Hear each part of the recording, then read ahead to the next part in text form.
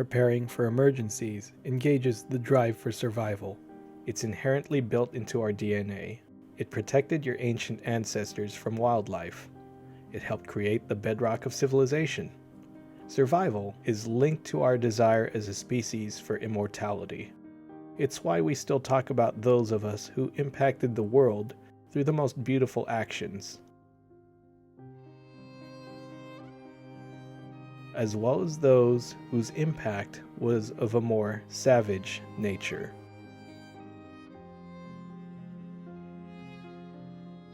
The drive to sustain life, multiply, and be fruitful, to be able to pass on our values and beliefs and lessons, has always been a driving factor for all mankind.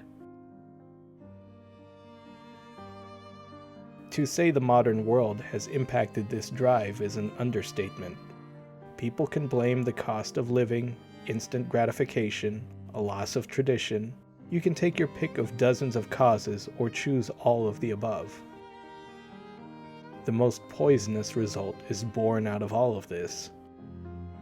In a sense, it's giving up.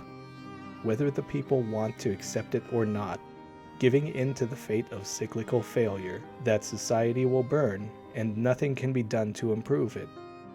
It's as selfish as the man-child who refuses to have kids with his forever girlfriend, consuming with no end and no satisfaction in sight.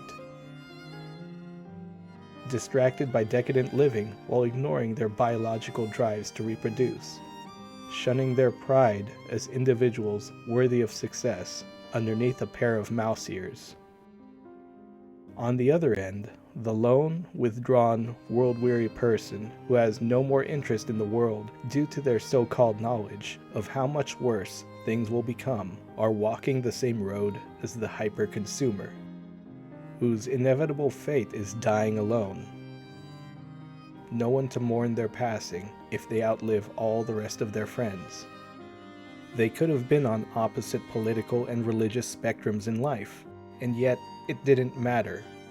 They both became a genetic dead end. Thousands of ancestral triumphs rendered moot and pointless. For the ones that do have children, do they not deserve a parent who will tell them to be strong, to grow, and to forge a life committed to the values they're taught? They see much more than you think, the same way you did when you watched how to behave, or how not to behave, from the people who raised you. You will either be a good or evil example, but you will be an example of who to become nonetheless. These children deserve a shield to protect them, arms to guide them, and strength to carry them when they're weak. Once they're ready, at some point in the future, they may carry you the same way you carried them when they were at their most vulnerable. You cannot claim to be prepared or be into survival if you begin to adopt the view that nothing else matters. You still remain among us for a reason, and it helps to remember that finding the meaning of life means giving meaning to your life. Every scrappy entrepreneur, military man, public servant, or even those who've lightly heard of the manosphere have probably heard or read Teddy Roosevelt's Man in the Arena more times than they can remember. This section comes before the most famous part of his Man in the Arena speech. The poorest way to face life is to face it with a sneer. There are many men who feel a kind of twister pride in cynicism. There are many who confine themselves to criticism of the way others do what they themselves dare not even attempt. There is no more unhealthy being, no man less worthy of respect, than he who either really holds or feigns to hold an attitude of sneering disbelief toward all that is great and lofty, whether in achievement or in that noble effort which, even if it fails, comes to second achievement. A cynical habit of thought and speech, a readiness to criticize work which the critic himself never tries to perform, an intellectual aloofness which will not accept contact with life's realities. All these are marks, not as the possessor would feign to think, of superiority, but of weakness.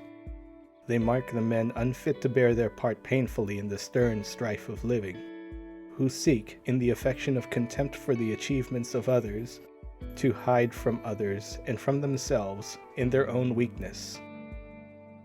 The role is easy. There is none easier, save only the role of the man who sneers alike at both criticism and performance. Don't flinch, don't fall, and hit the line hard.